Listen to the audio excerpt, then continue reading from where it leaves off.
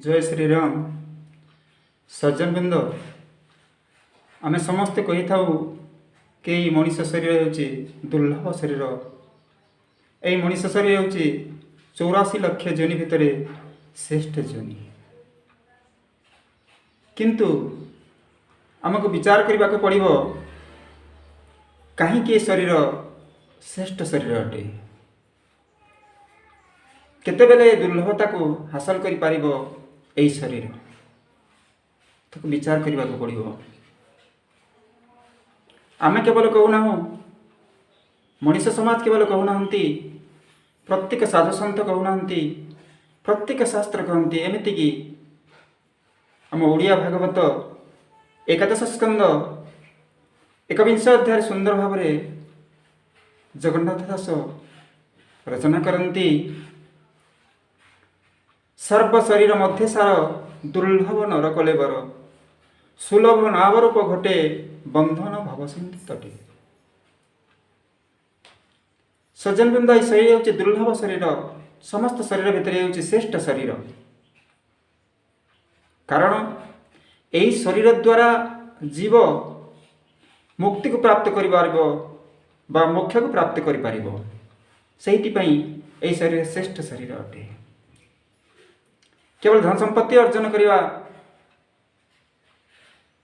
पुत्र पत्नीर संपर्क होइजिबा बा मानवमर्यादार अधिकारी होइजिबा एथिरे कोनोसी दुर्लभता नाही। जेतेबेले मनुष्य यही शरीर को धारण करी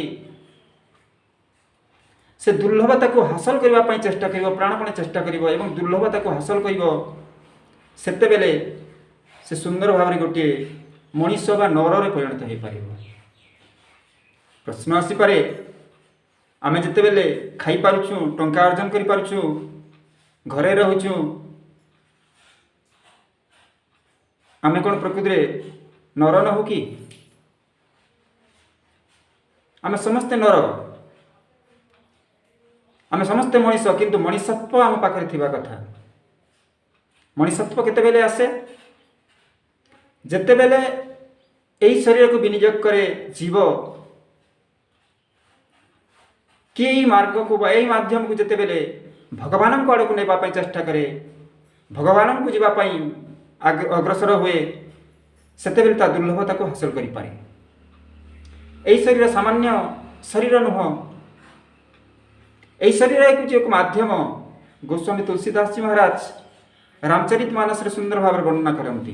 यही शरीर केते महान शरीर गोस्वामी जी सुंदर भाव कहते नरक सरग अपवर्ग निसेनी ज्ञान विराग भगति सुदेनी। यही शरीर द्वारा जीव कौन कर पारे नरक को भी जाई पारे स्वर्ग को भी जाई पारे एवं मोक्ष को प्राप्त कर पारे। यही शरीर सेतकी ताकत अच्छी शक्ति अच्छी किंतु सज्जन बृंद आमको विनियोग करने को पड़ो। आमे कही चलिए केवल हेब नहीं आमे केवल उच्चारण कले हेब नहीं आमे आचरण रे नेबा पड़ो। उच्चारण अपेक्षा आचरण बेसी आवश्यक एवं आचरण नेबा हेले आमको सत्पथर प्रतीक होगा पड़ो।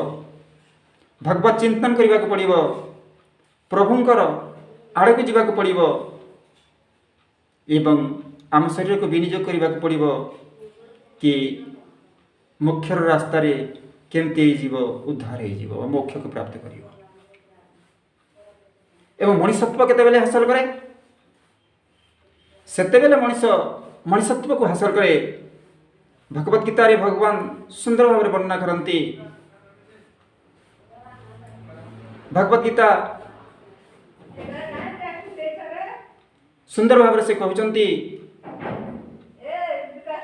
पंचम अध्याय 23 श्लोक सुंदर भाव कहते शक्नोति हैवजसुडुं प्राक् शरीर विमोक्षणात् काम क्रोधोद्भवं वेगम सहयुक्त स सुखी नर। सही मनुष्य श्रेष्ठ अटे। सही मनुष्य दुर्लभता को हासिल कर पारे जितेबेले ये नाशवान नश्वर शरीर यही शरीर दुर्लभ होते भी एक क्षणस्थायी अटे ଆଜି ଅଛି ଆଉ ଅଳ୍ପ ସମୟ ଭିତରେ ଥିବ ତାର କିଛି ଗ୍ୟାରେଣ୍ଟି ନାହିଁ। ସେଇଥିପାଇଁ ଏହି ଶରୀର କ୍ଷଣସ୍ଥାୟୀ ଅଟେ। ତେଣୁ ସୁନ୍ଦର ଭାବରେ ଗୀତାମାତା କହୁଛନ୍ତି କି ଯେ କେହି ମଣିଷ ଏହି ନାଶବାନ ଶରୀର ନଷ୍ଟ ହୋଇଯିବା ଆଗରୁ ଏହି ଶରୀର ଭିତରେ ଏକାଦଶ ଇନ୍ଦ୍ରିୟମାନଙ୍କ ଦ୍ୱାରା ଉତ୍ପନ୍ନ ହେଉଥିବା କାମ, କ୍ରୋଧ, ଲୋଭ, ମୋହ, ମଦ, ମାତ୍ସର୍ଯ୍ୟ ଷଡ଼ବୈରୀକୁ ଯିଏ ଆୟତ୍ତରେ ରଖିପାରେ ବା ଦମନ କରିପାରେ ଏବଂ କରେ କ'ଣ, ଭଗବାନଙ୍କ ଚରଣରେ ନିଜକୁ ସମର୍ପଣ କରିଦିଏ, ସେ ପ୍ରକୃତିରେ ଦୁର୍ଲଭତାକୁ ହାସଲ କରେ ବା ସେ ଗୋଟିଏ ସୁଖୀ ମନୁଷ୍ୟ ବା ଦୁର୍ଲଭ ମନୁଷ୍ୟରେ ପରିଗଣିତ ହୋଇଥାଏ। ତେଣୁ ସଜ୍ଜନବୃନ୍ଦ, ଆମେମାନେ ବି ଇନ୍ଦ୍ରିୟମାନଙ୍କର ବେଗକୁ ସହିଯିବା ପାଇଁ ଚେଷ୍ଟା କରିବା ଏବଂ କାମ କ୍ରୋଧକୁ ଜିଣିବା ପାଇଁ ଚେଷ୍ଟା କରିବା। କାହାକୁ ହିଂସା କରିବା ନାହିଁ, କ୍ରୋଧ କରିବା ନାହିଁ। ଶରୀର ଭିତରେ ଆମେ କେତେବେଳେ ବି ଅନ୍ୟମାନଙ୍କ ପ୍ରତି ହିଂସା ଆଚରଣ କରିବା ନାହିଁ। ଧନ୍ୟବାଦ।